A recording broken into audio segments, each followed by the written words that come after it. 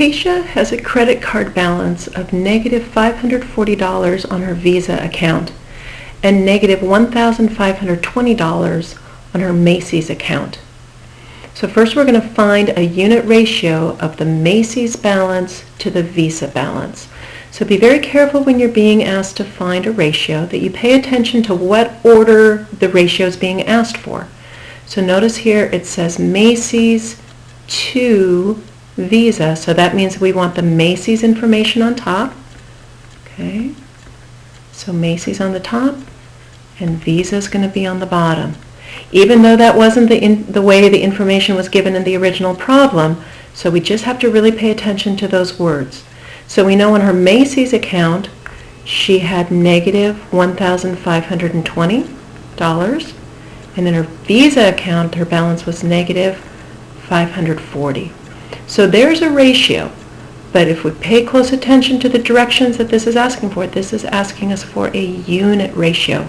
So remember, when we find a unit ratio, we actually want to do the division that's being asked for. Now here we're dividing a negative and a negative, right? Negative divided by a negative is going to be a positive. So I know my answer is going to be positive. Now I could let my calculator tell me that, but I would just as soon know that ahead of time before I start working in my calculator. So now let's go ahead and pull the calculator up here. We're going to be doing negative 1,520, and that's going to be divided by negative 540. And when we enter that, we see that we come up with positive, just as we expected. And then it's this weird kind of repeating decimal number that we see here. But because this is dealing with money, right, we want to go ahead and, just like with regular money, we want to round it to 2 decimal places. So I can see here this would be like $2.81, and then there's this 4, which isn't enough to bump the 1 up to a 2. So we would have it to be about equal to $2.81, so 281, okay? So let me go ahead and put that down there. And I'm going to change my equal sign to an about equal sign, a little squiggly equal, because it wasn't exactly, we had to round it.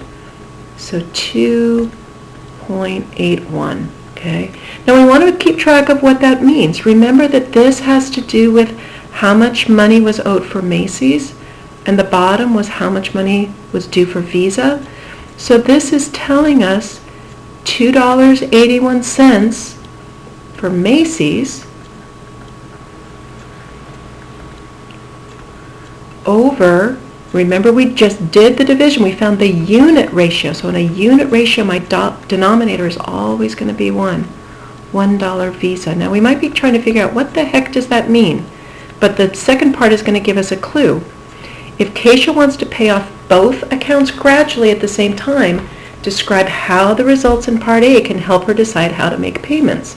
So this is going to help us to figure out how, if she wants to be paying them off both at the same time, kind of over a period of time, and do it kind of equally. This tells us for every $2.81 paid to Macy's, she should be paying about $1 to the Visa account, and that would let them kind of come down simultaneously, kind of, and be able to pay off both of them at the same time. So for every $2.81 paid to Macy's,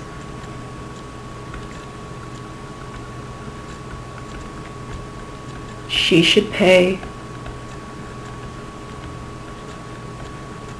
$1 to Visa.